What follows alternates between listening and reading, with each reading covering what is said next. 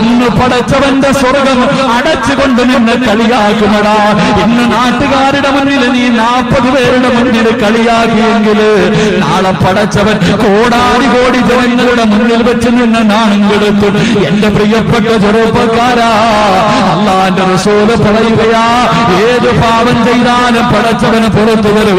പക്ഷേ മറ്റുള്ളവന്റെ പച്ചയിറച്ചി തിന്നുന്നവനുണ്ടല്ലോ, അവന് കഅബയുടെ മുന്നിൽ പോയിട്ട് കാര്യമില്ല.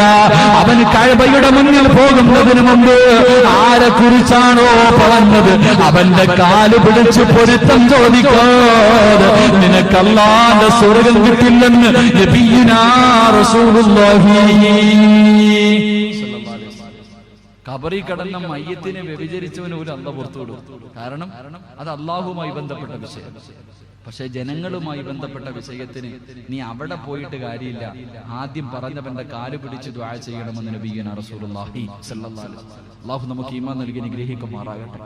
അല്ലാഹു ഈമാൻ നൽകി അനുഗ്രഹിക്കുമാറാകട്ടെ. എന്റെ പ്രിയപ്പെട്ട സഹോദരങ്ങളെ, അതുകൊണ്ട് ആരെങ്കിലും കുറിച്ച് എന്തെങ്കിലുമൊക്കെ പറഞ്ഞു പോയിട്ടുണ്ടെങ്കിൽ കഴിയുമെങ്കിൽ അവരോട് തന്നെ പൊരുത്തം ചോദിക്കുക. ഇനി അവര് മരിച്ചുപോയി ഇല്ലെങ്കിൽ അവരോട് ചോദിക്കാൻ നിന്നെ കൊണ്ട് പറ്റൂല. അങ്ങനെ പറ്റത്തില്ലെങ്കിലും അവർക്ക് വേണ്ടി നീ ദുആയെങ്കിലും ചെയ്യണമെന്ന് നബിയുനാ റസൂലുള്ളാഹി സ്വല്ലല്ലാഹു അലൈഹി വസല്ലം. അപ്പോൾ ഈ നാട്ടിലെ ഏതെങ്കിലും ഒരു പാവപ്പെട്ടവനെ കുറിച്ച് നീ ഒരുപാട് അപരാധങ്ങൾ പറഞ്ഞിട്ടുള്ള ആൾ, അയാൾ മരിച്ചുപോയി, ഇനി ചോദിക്കാൻ പറ്റൂ? ഇനി ചോദിക്കാൻ പറ്റൂല. പക്ഷേ ആ മനുഷ്യന് വേണ്ടി നീ മഗ്ഫിറത്തിന് വേണ്ടി ദുആ ചെയ്താ നിന്റെ പാപം അല്ലാഹു പുറത്തു തരുമെന്ന് നബിയുനാ റസൂലുള്ളാഹി സ്വല്ലല്ലാഹു അലൈഹി വസല്ലം. അല്ലാഹു ആത്മാർത്ഥമായി ദുആ ചെയ്യാനുള്ള ഭാഗ്യം നൽകി അനുഗ്രഹിക്കുമാറാകട്ടെ. അല്ലാഹു ആത്മാർത്ഥമായിട്ട് ദുആ ചെയ്യാനുള്ള ഭാഗ്യം നൽകി അനുഗ്രഹിക്കുമാറാകട്ടെ. പലർക്കും ദഹിക്കുന്നില്ല എന്ന് തോന്നുന്നു. പലർക്കും ഞാൻ ആരെയൊന്നും ഞാനൊന്നും പറയൂല, എനിക്ക് ആരെയൊന്നും പറയാനും മനസ്സില്ല, പറഞ്ഞാൽ പിന്നെ കൂടിപ്പാട് ഒന്നുമില്ല, എനിക്ക് പരാതിയില്ല, പരിമിതി ഒന്നുമില്ല. അല്ലാഹു നമ്മളെയൊക്കെ കാക്കുമാറാകട്ടെ. അല്ലാഹു നമ്മളെയൊക്കെ കാക്കുമാറാകട്ടെ. ഒറ്റ ഹദീസ് ഞാൻ പറഞ്ഞു തരാം. പള്ളിയിലെ ഖതീബ് ഒരു തെറ്റ് ചെയ്തു. ഖതീബിനാകുമ്പോ പിന്നെ കുഴപ്പമില്ല. പള്ളിയിലെ ഉസ്താദ് ഒരു തെറ്റ് ചെയ്തു. നിങ്ങളെല്ലാവരും അറിഞ്ഞു. ഉസ്താദിന് മനസ്സിലായി ഉസ്താദ് ചെയ്തത് തെറ്റാണ്. അവസാനം ഉസ്താദ് തൗബ ചെയ്ത് അല്ലാഹുവിൽ മടങ്ങി. പടച്ചോനെ, ഞാൻ ചെയ്തത് തെറ്റാ, പുറത്ത് ദുആ ചെയ്ത് മടങ്ങി. മാസങ്ങൾ കഴിഞ്ഞിട്ട് ഉസ്താദിനെ വീണ്ടും കാണുമ്പോൾ പണ്ട് ഇയാള് കളിയാക്കൽ.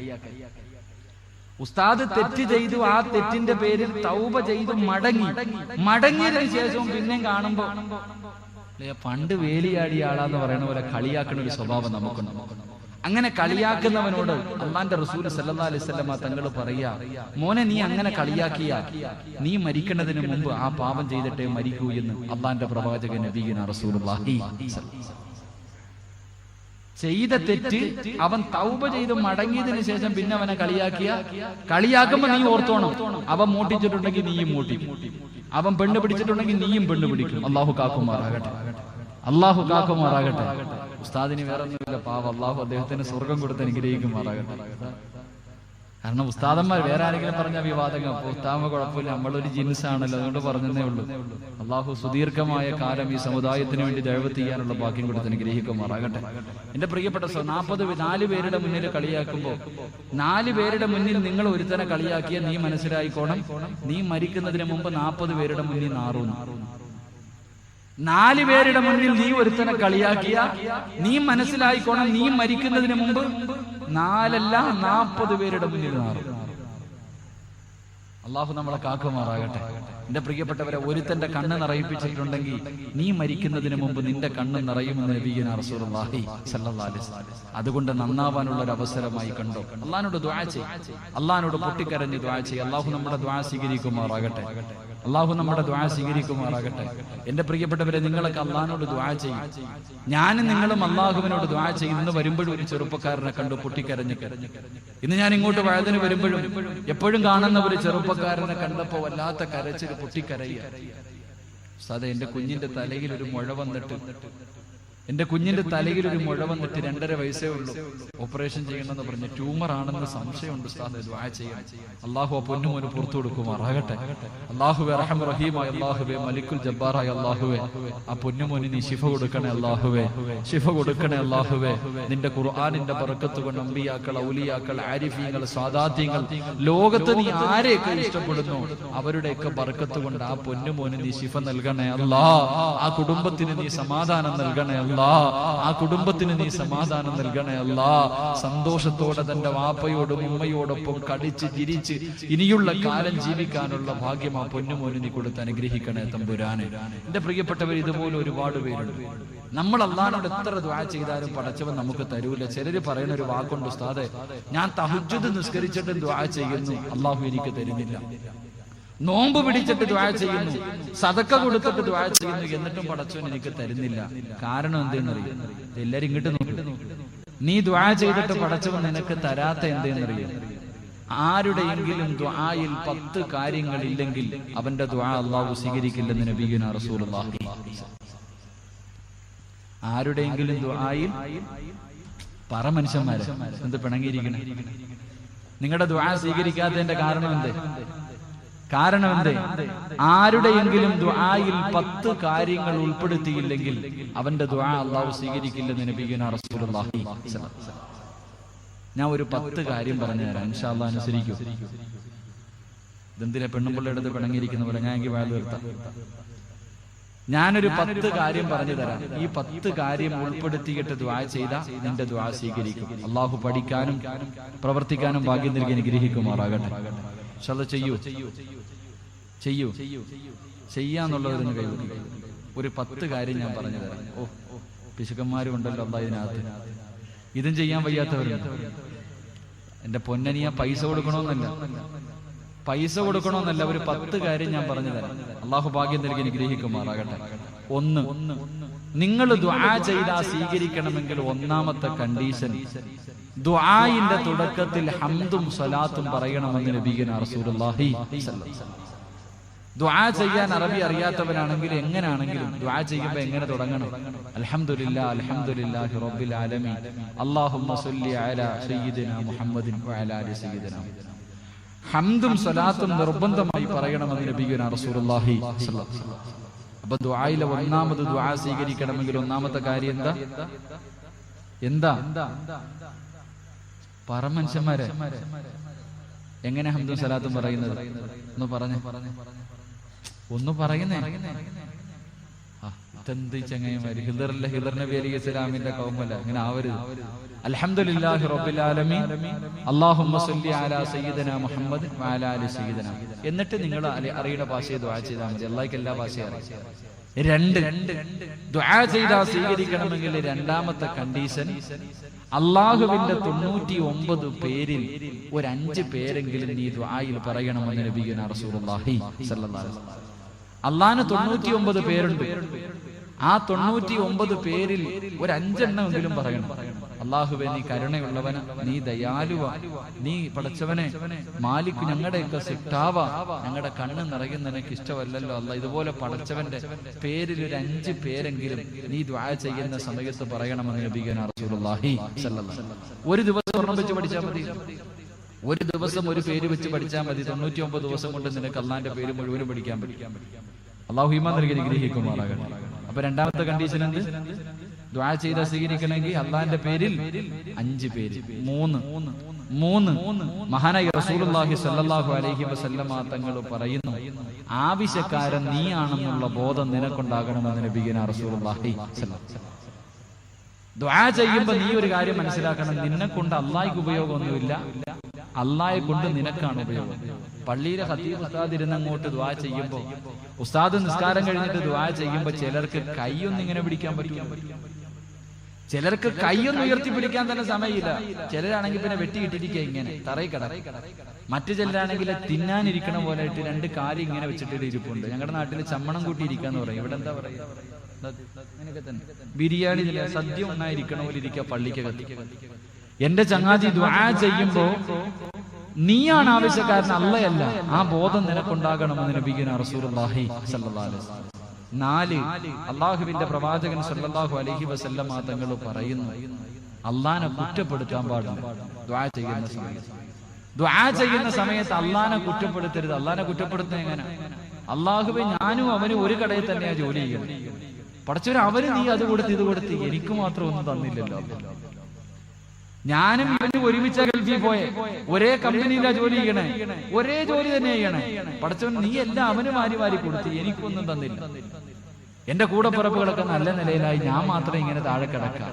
രണ്ടുപേരും അള്ളാന്റെ അടിമയാണ്. അള്ളാനെ കുറ്റപ്പെടുത്താൻ പാടില്ലെന്ന് നബിയുനാ റസൂലുള്ളാഹി സ്വല്ലല്ലാഹു അലൈഹി വസല്ലം. 4ാമത്തെ കണ്ടീഷൻ, അള്ളാനെ കുറ്റപ്പെടുത്താൻ പാടില്ല. 5 അള്ളാഹുവിന്റെ പ്രവാചകൻ സല്ലല്ലാഹു അലൈഹി വസല്ലമ തങ്ങൾ പറയുന്നു, ഒരാൾക്കും എതിരായി ദുആ ചെയ്യാൻ പാടില്ലെന്ന് നബിയുനാ റസൂലുള്ളാഹി സ്വല്ലല്ലാഹു അലൈഹി വസല്ലം. ഒരാൾക്കും എതിരായി ദുആ ചെയ്താ നീ ചോദിക്കണ കാര്യം അല്ലാഹു നിനക്ക് തരൂല. പഠിച്ചവനെ, അവൻ കൊത്തുവാള എടുക്കണേ അല്ല, കടം കേറി മൂടി അവന്റെ ശരീരം ടിപ്പർ ലോറിയുടെ അടിയിൽ നിന്ന് തുടച്ചെടുക്കണേ അല്ല, ദുആ ചെയ്യാൻ. എന്റെ പ്രിയപ്പെട്ട സഹോദരങ്ങൾ, നമ്മൾ ദുആ ചെയ്യാൻ, പഠിച്ചവൻ അവൻ വലിയ വീടായി ഒന്ന് ഇടിഞ്ഞു കണ്ടിരുന്നെങ്കിൽ, കടം കേറി മുടിഞ്ഞിരുന്നെങ്കിൽ, എന്റെ എല്ലാം സർവ്വം നഷ്ടപ്പെട്ടു പോയി. നമ്മൾ ദുആ ചെയ്യാം. അള്ളാഹു നമ്മളെ കാക്കുമാറാകട്ടെ. എന്റെ പ്രിയപ്പെട്ട സഹോദരങ്ങളെ, തന്റെ അയൽവാസിക്ക് അള്ളാഹു കൊടുത്ത അനുഗ്രഹം കണ്ടിട്ട്, ബർക്കത്ത് കണ്ടിട്ട് നിങ്ങൾ കണ്ണ് തള്ളിയിട്ട് യാതൊരു കാര്യമില്ല. അയൽവാസിക്ക് നല്ലൊരു വീടുണ്ട്.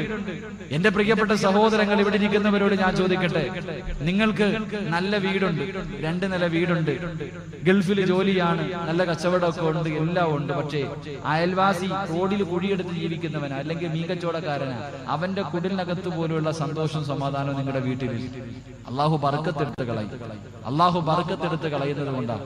അള്ളാഹു നമുക്ക് ബർക്കത്ത് നൽകി അനുഗ്രഹിക്കുമാറാകട്ടെ. അതുകൊണ്ട് അള്ളാന്റെ പ്രവാചകൻ പറയുന്നത്, ദുആ ചെയ്യുമ്പോൾ സ്വീകരിക്കണമെങ്കിൽ 5ാമത്തെ കണ്ടീഷൻ എന്ത്? മറ്റൊരുത്തൻ നശിക്കാൻ വേണ്ടി ദുആ ചെയ്യുക. മറ്റൊരാൾ നശിക്കാൻ വേണ്ടി ദുആ ചെയ്താ നീ ചോദിച്ച കാര്യം അള്ളാഹു നിനക്ക് തരില്ലെന്ന് നബിയുനാ റസൂലുള്ളാഹി സ്വല്ലല്ലാഹു അലൈഹി വസല്ലം. അള്ളാഹു നമുക്ക് നൽകിയ കാര്യങ്ങളിലൊക്കെ ബർക്കത്ത് ചെയ്യുമാറാകട്ടെ. അള്ളാഹു നൽകിയതിലൊക്കെ ബർക്കത്ത് ചെയ്യുമാറാകട്ടെ. ബർക്കത്തുണ്ടാവാൻ ഒരു കാര്യം പറഞ്ഞിട്ട്, അള്ളാഹു നിങ്ങൾക്ക് തന്ന സമ്പത്തിൽ, വീട്ടിൽ, കച്ചവടത്തിൽ, മക്കളിൽ, ഭാര്യയിൽ, അള്ളാഹു നിങ്ങൾക്ക് നൽകിയ മുഴുവൻ നല്ല കാര്യങ്ങളിലും ബർക്കത്ത് ഉണ്ടാവാനുള്ള ഒരു കാര്യം പറഞ്ഞു തരട്ടെ. ഇൻഷാ അല്ലാഹ് ചെയ്യൂ. ചെയ്യണ്ട, വീട്ടിൽ ഉണ്ടോ നോക്കിയാൽ മതി. ഞാനൊരു 4 കാര്യം പറഞ്ഞു തരാം. നിങ്ങളുടെ വീട്ടിൽ ഉണ്ടോ ഇല്ലയോ എന്ന് മാത്രം നോക്കിയാൽ മതി. അള്ളാഹുവിന്റെ പ്രവാചകൻ പറയുന്നു, ആരുടെയെങ്കിലും വീട്ടിൽ 4 കാര്യങ്ങൾ ഉണ്ടെങ്കിൽ അള്ളാഹു ബർക്കത്ത് ചെയ്യുമെന്ന് നബിയുനാ റസൂലുള്ളാഹി. ആരുടെയെങ്കിലും വീട്ടിൽ 4 കാര്യങ്ങൾ ഉണ്ടെങ്കിൽ അവന്റെ വീട്ടിൽ ബർക്കത്ത് ഇറങ്ങുന്നു. ഞാൻ പറയുന്ന കാര്യം വീട്ടിലുണ്ടോ ഇല്ലയോ എന്ന് മാത്രം ഹിളർ നിവാസികളൊക്കെ ഒന്ന് ചിന്തിച്ചാൽ മതി. 1, അള്ളാഹുവിന്റെ പ്രവാചകൻ പറയുന്നു, അർബഅത്തുൻ ഫിദ്ദാരി ഫീഹിന്ന ബർക എന്ന ഹദീസിൽ കാണാം. അള്ളാഹുവിന്റെ പ്രവാചകൻ പറയുന്നു, അശ്ശാത്തു ഫിദ്ദാരി ഫീഹിന്ന ബർക. ആരുടെയെങ്കിലും വീട്ടിൽ ആടുണ്ടെങ്കിൽ അവന്റെ വീട്ടിൽ ബർക്കത്ത് ഇറങ്ങുമെന്ന് അഷ്റഫുൽ ഖൽഖ് നബിയുനാ റസൂലുള്ളാഹി. ആരുടെയെങ്കിലും വീട്ടില് എന്തുണ്ടെങ്കിൽ, ഈ സദസ്സിരിക്കുന്ന ആരുടെയെങ്കിലും വീട്ടിൽ ആടുണ്ടെങ്കിൽ ഒന്ന് കൈവക്കുക.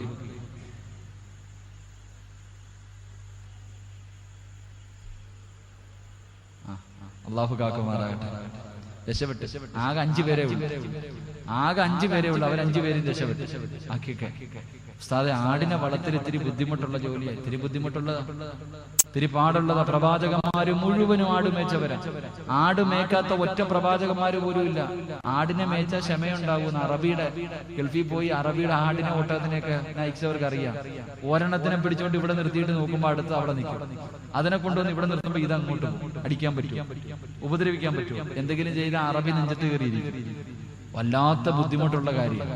അള്ളാഹുവിന്റെ പ്രവാചകൻ പറയുന്നു, ആരുടെ വീട്ടിലാണോ ആടുള്ളത് അവന്റെ വീട്ടിൽ അള്ളാഹു കൊടുത്ത മുഴുവൻ കാര്യങ്ങളിലും ബർക്കത്തുണ്ടാകുമെന്ന് നബിയുനാ റസൂലുള്ളാഹി. 2 അള്ളാഹുവിന്റെ പ്രവാചകൻ പറയുന്നു, വദ്ദീഖു ഫിദ്ദാരി ഫീഹിന്ന ബർക. ആരുടെ വീട്ടിലാണോ കോഴിയുള്ളത് അവന്റെ വീട്ടിൽ ബർക്കത്തിറങ്ങുമെന്ന് നബിയുനാ റസൂലുള്ളാഹി.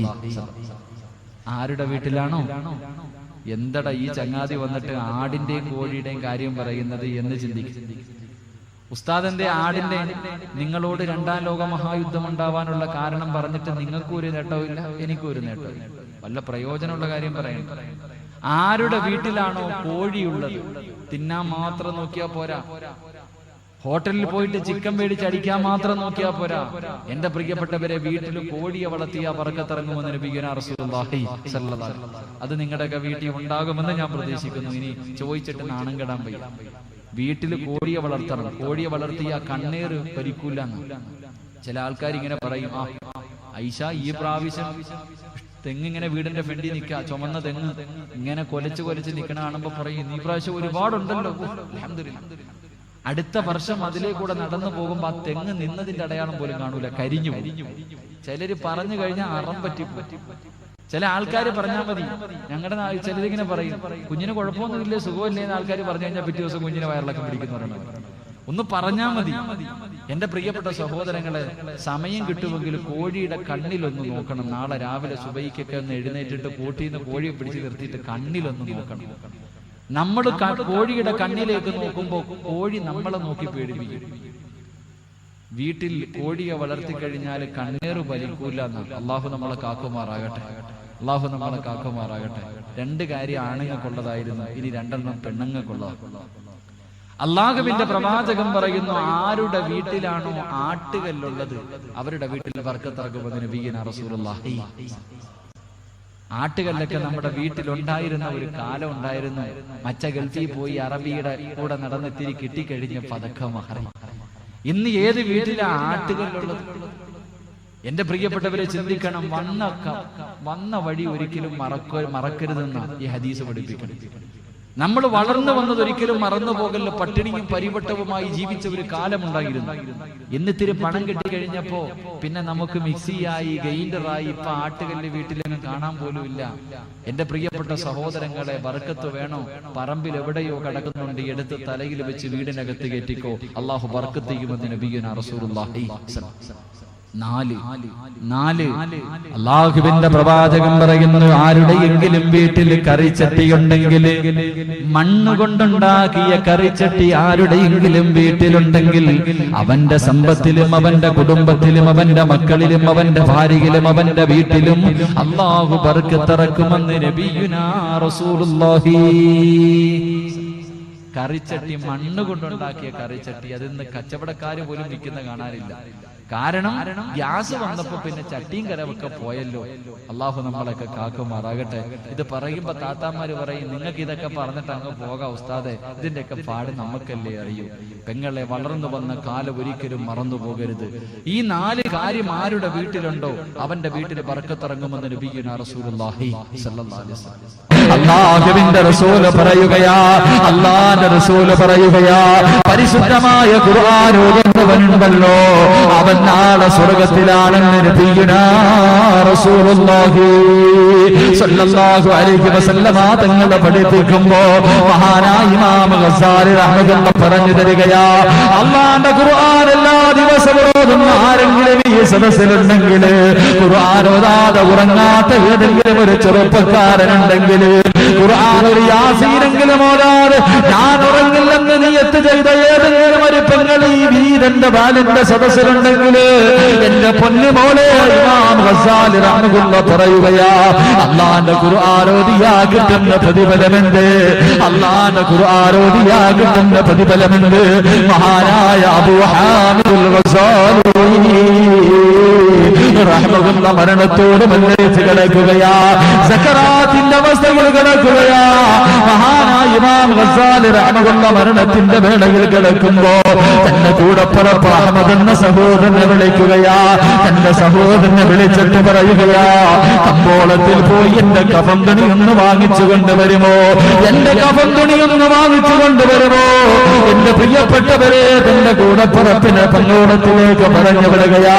കമ്പോളത്തിൽ പോയി കഫൻ തുണി മേടിച്ചു കൊണ്ടുവരുമ്പോ കഫൻ തുണി മേടിച്ചു കൊണ്ടുവരികയാണ്. മഹാനായ ഇമാം ഗസാലി റഹ്മത്തുള്ളാഹി കുളിച്ച് ഒന്നുപെടുത്തിട്ട് വൃത്തിയായി കിടക്കുകയാ. കഫൻ തുണി കൊണ്ടു കൊടുക്കുമ്പോ ആ കഫൻ തുണി സ്വന്തമായി ധരിക്കുകയാണ്. ആ കഫൻ തുണി സ്വന്തമായി ധരിക്കുകയാ. എന്നിട്ട് തന്റെ കൂടപ്പുറപ്പിനോട് പറയുകയാ, ഒന്ന് വെളിയിലേക്ക് ഇറങ്ങി പോകുമോ, ഒന്ന് വെളിയിലേക്ക് ഇറങ്ങി പോകുമോ. എന്റെ വീടിനകത്തേക്ക് വിരുന്നുകാരെ കടന്നു വരികയാ. മഹാനായ അബൂ ഹാമിദുൽ ഗസാലി റഹ്മത്തുള്ളാഹി ഉമ്മയുണ്ടല്ലോ, തന്റെ കൂടപ്പുറപ്പിന് വെളിയിലേക്ക് പറഞ്ഞു വിടുകയാണ്. സഹോദരൻ വെളിയിൽ പോയിട്ട് കുറച്ചു നേരം നോക്കിയിട്ട് അനക്കമില്ല. വീടിന്റെ വാതിൽ തുറന്നകത്തേക്ക് കടന്നു വരുമ്പോ സുബ്ഹാനല്ലാഹ്, പുഞ്ചിരിക്കുന്ന മുഖത്തോടെ വഫാത്തായി കിടക്കുകയാ. എന്റെ പ്രിയപ്പെട്ട ചെറുപ്പക്കാരാ, മഹാനായ ഇമാം ഗസാലി റഹ്മത്തുള്ളാഹി പറയുകയാ, പരിശുദ്ധമായ ഖുർആൻ എല്ലാ ദിവസവും ഓതാൻ നിന്നെ കൊണ്ട് മനസ്സുണ്ടോ ചെറുപ്പക്കാരാ? ഒരു ദിവസം നിന്നെ വെള്ളത്തുണിയിൽ പൊതിഞ്ഞ് നിന്റെ വീടിനകത്ത് നിന്റെ മയ്യത്ത് കിടത്തിയിട്ട് മുഖത്തിന്റെ മുകളിൽ തുണിയെടുത്തിടുമല്ലോ. വെള്ളത്തുണിയിൽ പുതച്ച് നിന്റെ വീടിനകത്ത് നിന്റെ മൃതശരീരം ഇട്ടിരിക്കുമ്പോ ഈ നാട്ടുകാര് മുഴുവനും വരിവരിയായി നിന്റെ വീടിനകത്തേക്ക് കടന്നു വരുമല്ലോ. മരിച്ചെന്ന് പിതാജ് മരിച്ചെന്ന് കേൾക്കുമ്പോ, നിങ്ങൾ മരിച്ചെന്ന് പള്ളിയുടെ മിനാരത്തിൽ വിളിച്ചു പറയുമ്പോ കാണാ നിന്റെ വീടിനകത്തേക്ക് കയറി വന്നിട്ട് നിന്റെ മുഖത്ത് പുതച്ചിട്ടിരിക്കുന്ന തുണി ഇങ്ങനെ ഉയർത്തുന്ന സമയത്ത് എന്റെ പൊന്നുപോലെ പുഞ്ചിരിക്കുന്ന മുഖം കാണാൻ നിനക്ക് ഭാഗ്യം വേണ്ടേ ചെറുപ്പക്കാരാ? വീടിനകത്ത് ചിരിച്ചുകൊണ്ട് കിടക്കണ്ടേ ചെറുപ്പക്കാരാ? മരിക്കുന്ന സമയത്ത് സ്വർഗം കണ്ട് മരിച്ചുകൊണ്ട് അള്ളാന്റെ സ്വർഗം കണ്ടുകൊണ്ട് മരിക്കണ്ടേ ചെറുപ്പക്കാരാ? അള്ളാന്റെ പരിശുദ്ധമായ ഖുർആനോട് മരിക്കണ്ടേ ചെറുപ്പക്കാരാ? അള്ളാഹുവിന്റെ വിശുദ്ധമായ ഖുർആൻ എല്ലാ ദിവസവും ഓതിക്കഴിഞ്ഞ മുടങ്ങാതെ ഒരു സൂറത്തെങ്കിലും ഓതാൻ നിന്നെ കൊണ്ട് സാധിച്ച ഈ ലോകത്ത് നിന്ന് യാത്ര പറയുന്ന സമയത്ത് എന്റെ പൊന്നുപോലെ അള്ളാഹുവിന്റെ പരിശുദ്ധമായ ഖുർആനിന്റെ സ്വർഗത്തിന്റെ ആയത്തുകൾ ഓതിക്കൊണ്ട് നിനക്ക് മരിക്കാൻ കഴിയും ചെറുപ്പക്കാരാ. മഹാനായ ഇമാം ഗസാലി റഹ്മത്തുള്ളാഹി പറഞ്ഞു തരികയാ, അള്ളാന്റെ ഖുർആനോടുന്നവന് നല്ല മരണം കിട്ടും. അവന്റെ മുഖത്ത് വല്ലാത്ത സന്തോഷമാ, അവന്റെ മുഖത്ത് വല്ലാത്ത പുഞ്ചിരിയാ. എന്റെ പ്രിയപ്പെട്ട ചെറുപ്പക്കാരാ, എന്റെ പ്രിയപ്പെട്ട ഉപ്പമാരോട് ഞാനൊന്ന് ചോദിക്കട്ടെ, മക്കളെ പഠിപ്പിക്കാൻ ലക്ഷങ്ങളെ ചെലവഴിക്കുന്നവരാണല്ലോ. MBBS സീറ്റ് കിട്ടാൻ, +1 സീറ്റ് കിട്ടാൻ, അല്ലെങ്കിൽ ഡിഗ്രിക്ക് സീറ്റ് കിട്ടാൻ ലക്ഷങ്ങളെ ചെലവഴിക്കുന്ന എന്റെ പ്രിയപ്പെട്ട മാതാപിതാക്കളോട് നിങ്ങൾ ചെലവഴിക്കുന്ന ഒരു രൂപയ്ക്ക് പോലും നാളെ പടച്ചവന്റെ കോടതിയിൽ നിങ്ങൾക്ക് പ്രതിഫലമില്ല. പക്ഷേ മദ്രസയിൽ പഠിക്കുന്ന നിന്റെ 1ാം ക്ലാസ്സിൽ പഠിക്കുന്ന നിന്റെ പൊന്നുപോലും ഒരു പെരുസിന് വാങ്ങിക്കൊടുത്ത, അള്ളാന്റെ ഖുർആൻ പഠിക്കുന്നവരെ പൊന്നുമകന് ഒരു കിതാബ് വാങ്ങിച്ചു കൊടുത്താ നിനക്ക് കിട്ടുന്ന പ്രതിഫലമുണ്ട്. അള്ളാന്റെ റസൂല് പറയുകയാ, ഇൽമ പഠിക്കുന്ന മക്കൾക്ക് വേണ്ടി അള്ളാന്റെ റസൂല് പറയുന്നു, ആരെങ്കിലും ഒരു രൂപ ചെലവഴിച്ച ഇൽമ പഠിപ്പിക്കുന്ന മക്കൾക്ക് വേണ്ടി മദ്രസയിൽ പഠിക്കുന്ന പൊന്നുപോലൊരു കിതാബ് വാങ്ങിക്കൊടുത്ത, ഒരു പേന വാങ്ങിക്കൊടുത്ത, ഒരു ജോഡി വസ്ത്രം വാങ്ങിക്കൊടുത്ത, ഒരു ബുക്ക് വാങ്ങിച്ചു കൊടുത്ത കിട്ടുന്ന പ്രതിഫലമല്ലാതെ റസൂല് പറയുകയാണ്, യാ സ്വഹാബാ, അവന്റെ ശരീരം നരകത്തിന് ഹറാമാ. നിങ്ങളുടെ മക്കൾക്ക് ഖുർആൻ പഠിക്കുന്നതിന് വേണ്ടി എന്റെ പ്രിയപ്പെട്ടവരെ ഒരു രൂപ എന്നാണ് നിങ്ങൾ ചെലവഴിച്ച നരകത്തിൽ നിന്റെ ശരീരം കൊണ്ട് ഇട്ടുകഴിഞ്ഞ നരകം പറയുമല്ല, ഇവരുടെ ശരീരത്തിൽ ഞാൻ തൊടുന്ന റബ്ബേ. അല്ലാഹുവിന്റെ റസൂൽ പറയുകയാ, ഒരു രൂപ ചെലവഴിച്ചാൽ കിട്ടുന്ന 1ാമത്തെ പ്രതിഫലമാ. 2ാമത്തെ പ്രതിഫലമുണ്ട്. അല്ലാഹുവിന്റെ അർശുണ്ടല്ലോ, പടച്ചവന്റെ അർശും അതിന്റെ ചുറ്റുഭാഗത്ത് നിൽക്കുന്ന സർവ്വ മലക്കുകളും ഖിയാമത്ത് നാൾ വരെ നിനക്ക് വേണ്ടി മഗ്ഫിറത്തിന് വേണ്ടി ദുആ ചെയ്യുമെന്ന് അല്ലാഹുവിന്റെ പ്രവാചകൻ നബിയുനാ റസൂലുള്ളാഹി. മക്കളെ കോളേജിൽ ഡിഗ്രിക്കൊക്കെ വിടാൻ വേണ്ടി ലക്ഷങ്ങൾ ചെലവഴിക്കും, ഒരു പ്രയോജനമില്ല. പക്ഷേ 1ാം ക്ലാസ്സിൽ പഠിക്കുന്ന, മദ്രസയിൽ പഠിക്കുന്ന നിന്റെ മോന് നീ ഒരു പേന മേടിച്ചു കൊടുത്ത, ഒരു കിതാബ് വാങ്ങിച്ചു കൊടുത്ത, ഒരു രൂപ ചെലവഴിച്ച നിന്റെ ശരീരം നരകത്തിന് ഹറാമ. സർവ്വ മലക്കുകളും നിനക്ക് വേണ്ടി പാപമോചനം തേടുമെന്ന് നബിയുനാ റസൂലുള്ളാഹി സ്വല്ലല്ലാഹു അലൈഹി വസല്ലം. അല്ലാഹു ഈമാൻ നൽകി അനുഗ്രഹിക്കുമാറാകട്ടെ. അല്ലാഹു ഈമാൻ നൽകി അനുഗ്രഹിക്കുമാറാകട്ടെ. ഈ നാട്ടിലും പരിസര സ്ഥലങ്ങളിലൊക്കെ ഒരുപാട് സഹോദരന്മാർ തന്റെ മക്കളെ ഖുർആൻ പഠിക്കാൻ വിട്ടിട്ടുണ്ട്, ഹാഫിളീങ്ങളാക്കാൻ. അല്ലാഹു അവരുടെ മക്കളെയൊക്കെ ഹാഫിളീങ്ങളാക്കി മുസ്ലിങ്ങളാക്കുമാറാകട്ടെ, ആലിമീങ്ങളാക്കുമാറാകട്ടെ. എന്റെ പ്രിയപ്പെട്ട സഹോദരങ്ങളെ, മഹാനായ റസൂലുള്ളാഹി സ്വല്ലല്ലാഹു അലൈഹി വസല്ലമ തങ്ങൾ പറഞ്ഞു, സ്വർഗം വിളിക്കുന്ന മൂന്നാമത്തെ വിഭാഗം ഖുർആൻ പഠിക്കുന്നവർ, ഖുർആൻ ഓതുന്നവരാണ്. അല്ലാഹു ഈമാൻ നൽകി അനുഗ്രഹിക്കുമാറാകട്ടെ. നാലാമത്തെ വിഭാഗം, സ്വർഗം വിളിക്കുന്ന നാലാമത്തെ വിഭാഗം, അള്ളാഹുവിന്റെ പ്രവാചകൻ സല്ലല്ലാഹു അലൈഹി വസല്ലമ തങ്ങൾ പറയുന്നു, വിശക്കുന്നവന് ഭക്ഷണം കൊടുക്കുന്നവൻ, ആരുടെയെങ്കിലും കണ്ണ് നിറയുമ്പോൾ ആ കണ്ണുനീരൊപ്പുന്നവനെ നാളെ സ്വർഗം വിളിക്കുന്നു എന്ന് നബിയുനാ റസൂലുള്ളാഹി സ്വല്ലല്ലാഹു അലൈഹി വസല്ലം. ഈ കാരുണ്യം, ഈ പ്രവർത്തനം, ഈ സംഘടനയുടെ പ്രവർത്തകരോട് എനിക്ക് പറയാനുള്ളത്, എന്റെ പ്രിയപ്പെട്ടവരെ, നിങ്ങൾക്ക് കിട്ടുന്ന പ്രതിഫലമായി, നിങ്ങൾക്ക് കിട്ടുന്ന പ്രതിഫലമാണ്. നിങ്ങളെ പടച്ചവന്റെ സ്വർഗം മാടി വിളിച്ചുകൊണ്ടിരിക്കുകയാണ്. വിശക്കുന്നവർ, മരുന്നില്ലാത്തവർ, വീട് വല്ലാത്തവർ, കെട്ടിച്ചു കൊടുക്കാൻ കഴിവില്ലാത്ത പെൺകുട്ടികൾക്ക് 10 പവന്റെ സ്വർണം കൊടുക്കുന്നു. വീടില്ലാത്തവർക്ക് വീട് വെക്കാൻ ധനസഹായങ്ങൾ നടത്തുന്നു. നിങ്ങൾക്കുള്ള പ്രതിഫലം, നിങ്ങൾ മരിക്കുമ്പോ സ്വർഗം കണ്ടേ മരിക്കൂ. നിങ്ങൾ മരിക്കുമ്പോ സ്വർഗം കണ്ടേ മരിക്കൂ. നിങ്ങളെ സ്വർഗം വിളിക്കുന്നു എന്ന് നബിയുനാ റസൂലുള്ളാഹി സ്വല്ലല്ലാഹു അലൈഹി വസല്ലം. എന്റെ പ്രിയപ്പെട്ട സഹോദരങ്ങളോട് പാപങ്ങൾ സഹായിക്കണം. രോഗികൾക്ക് മരുന്ന് വാങ്ങാൻ വീടില്ലാത്തവര്, നിനക്ക് നല്ല വീടുണ്ട്. എത്രയോ പാവങ്ങൾ വീടില്ലാത്തവരുണ്ട്, യതീമീങ്ങളുണ്ട്. 10, 18, 20 വയസ്സായിട്ട് കെട്ടിച്ചു കൊടുക്കാൻ കഴിയാതെ വീടിനകത്തിരുന്ന് കരയുന്ന എത്രയോ സഹോദരിമാരുണ്ട്. നിങ്ങൾ നിങ്ങളുടെ ശരീരത്തിൽ സ്വർണം വിട്ടുകൊണ്ട് നടക്കുമ്പോൾ നിങ്ങളുടെ മക്കൾക്ക് നിങ്ങൾ 50, 60 പവൻ സ്വർണം വിട്ട് ലക്ഷങ്ങൾ നിങ്ങൾ കൊടുത്ത് നിങ്ങളുടെ മക്കളെ കെട്ടിക്കുമ്പോൾ കേവലം 1 പവന്റെ 1 ഗ്രാമിന്റെ സ്വർണം പോലും ഇടാൻ കഴിയാതെ വീടിനകത്ത് കരയുന്ന എത്രയോ സഹോദരിമാരുണ്ട്. അവരുടെ കണ്ണീര് നിങ്ങൾ കാണണം. അല്ലാഹു ഈമാൻ നൽകി അനുഗ്രഹിക്കുമാറാകട്ടെ. അല്ലാഹു ഈമാൻ നൽകി അനുഗ്രഹിക്കുമാറാകട്ടെ. മഹാനായ അഷ്റഫുൽ ഖൽഖ് നബിയുനാ റസൂലുള്ളാഹി സ്വല്ലല്ലാഹു അലൈഹി വസല്ലം, അല്ലാഹുവിന്റെ പ്രവാചകൻ സ്വഹാബത്തിന്റെ മുന്നിൽ നിൽക്കാൻ സ്വർഗ്ഗത്തിന്റെ അനുഗ്രഹം ഇങ്ങനെ പറഞ്ഞു കൊടുത്തു. സ്വർഗ്ഗത്തിന്റെ അനുഗ്രഹം ഇങ്ങനെ പറഞ്ഞു കൊടുത്തു. അല്ലാഹുവിന്റെ പ്രവാചകൻ സ്വർഗ്ഗത്തിന്റെ അനുഗ്രഹങ്ങൾ പറഞ്ഞു കൊടുത്തിട്ട് അല്ലാഹുവിന്റെ പ്രവാചകൻ സ്വർഗ്ഗത്തിന്റെ അനുഗ്രഹങ്ങൾ പറഞ്ഞു കൊടുക്കുകയാണ്. സ്വർഗ്ഗത്തിലെ അനുഗ്രഹങ്ങളെ കുറിച്ച് പരിചയപ്പെടുത്തിക്കൊണ്ടിരുന്നിട്ട് പ്രവാചകൻ സഹാബത്തിനോട് പറയുകയാണ്, യാ സ്വഹാബാ, അല്പം സമ്പത്തിന്റെ ആവശ്യമുണ്ട് സഹാബത്തെ, എന്തെങ്കിലും നിങ്ങളുടെ വീട്ടിലുള്ളത് പോയി എടുത്തു കൊണ്ടുവരണേ. അല്ലാഹുവിന്റെ പ്രവാചകൻ തന്റെ സഹാബത്തിനോട് പറയുമ്പോൾ അല്ലാഹുവിന്റെ പ്രവാചകന്റെ സഹാബിയായ ഇബ്നു ഉഖൈൽ എന്ന് പറയുന്ന ഒരു സഹാബിയുണ്ട്.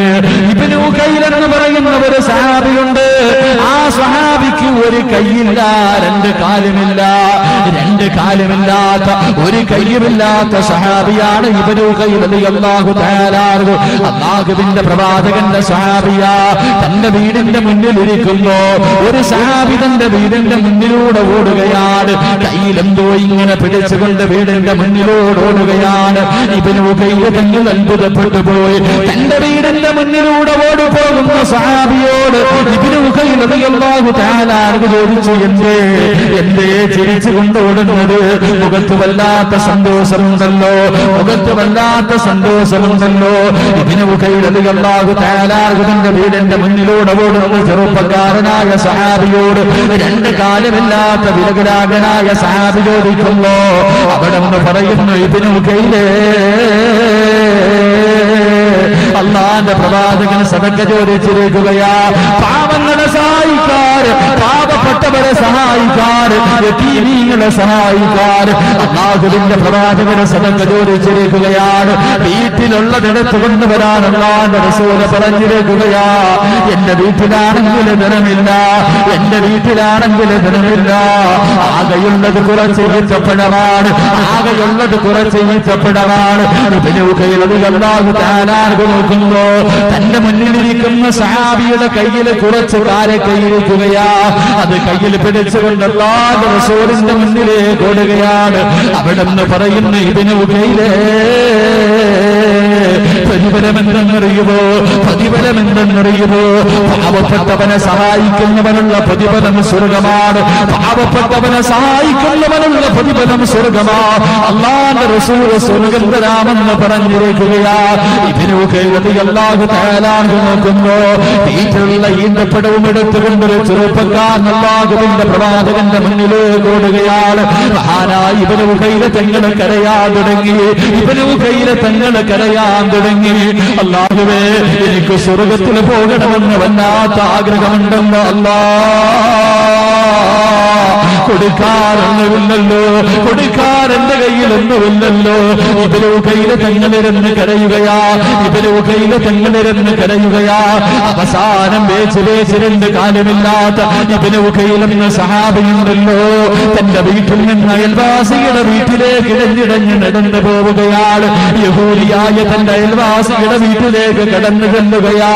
എന്നിട്ട് ചോദിക്കുന്നു, മനുഷ്യ എനിക്കെന്തെങ്കിലും ജോലി തരുമോ, എനിക്കെന്തെങ്കിലും ജോലി തരുമോ? ആ യഹൂദി ചോദിക്കുകയാ, കാലില്ലാത്ത കൈയില്ലാത്ത നീ എന്ത് ജോലിയാ ചെയ്യുന്നത്? നിനക്ക് രണ്ട് കാലില്ലല്ലോ, ഒരു കൈ നിനക്കില്ലല്ലോ, എന്ത് ജോലിയാ നീ ചെയ്യുന്നത്?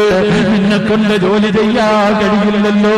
മഹാനായ ഇബ്നു ഖൈല തങ്ങൾ പറയുകയാ, ഞാൻ വെള്ളം കോരി മരത്തിന്റെ ചുവട്ടിൽ കൊണ്ടൊഴിക്കാം. ഞാൻ വെള്ളം കോരിയിട്ട് ആ വെള്ളം കൊണ്ടുവന്ന് ഈന്തപ്പഴത്തോട്ടങ്ങൾ മുഴുവനും ഞാൻ നനച്ചു തരാ. യഹൂദിയായ മനുഷ്യൻ ജോലി കൊടുക്കുമ്പോ മഹാനായ ഇബ്നു ഖൈല തങ്ങളുണ്ടല്ലോ, വെള്ളം കോരണ്ട പാത്രം എടുത്തുകൊണ്ട് കിണറ്റിന്റെ ചുവട്ടിലേക്ക് പോവുകയാ. കിണറിന്റെ സ്വർഗത്തിലേക്ക് കടന്നു വന്ന എന്റെ പ്രിയപ്പെട്ട വിശ്വാസികളെ, രണ്ട് കാലമില്ലാത്ത ആ കൈയില്ലാത്ത പാവപ്പെട്ട സഹാബിയുണ്ടല്ലോ, വെള്ളപ്പാത്രം എടുത്തുകൊണ്ട് കിണറ്റിന്റെ ചുവട്ടിലേക്ക് കടന്നു വന്നിട്ട് ഒരു കൈ കൊണ്ട് കയറും പെട്ടിയും വെള്ളത്തിലേക്ക് ഇടുകയാ. അതാ പാത്രം എടുത്ത് വെള്ളത്തിലേക്ക് ഇടുകയാണ്. എന്നിട്ട് ഒരു കൈ കൊണ്ട് ഇങ്ങനെ വലിക്കുകയാ, ഒരു കൈ കൊണ്ട് വെള്ളം ഇങ്ങനെ വലിക്കുകയാ. രണ്ടാമത് വലിക്കാൻ ഇടത് കൈയില്ല, രണ്ടാമത് കയറിൽ പിടിക്കാൻ ഇടത് കൈയില്ല. ഇബ്നു ഖൈല എന്ന തങ്ങളുണ്ടല്ലോ, ഇബ്നു ഖൈല എന്ന സഹാബിയാ കയറിങ്ങനെ വായിലേക്ക് ചേർത്ത് പിടിക്കുകയാ. തന്റെ വായിലേക്ക് കയറിങ്ങനെ ചേർത്ത് പിടിച്ചിട്ട് കടിച്ചു പിടിക്കുക.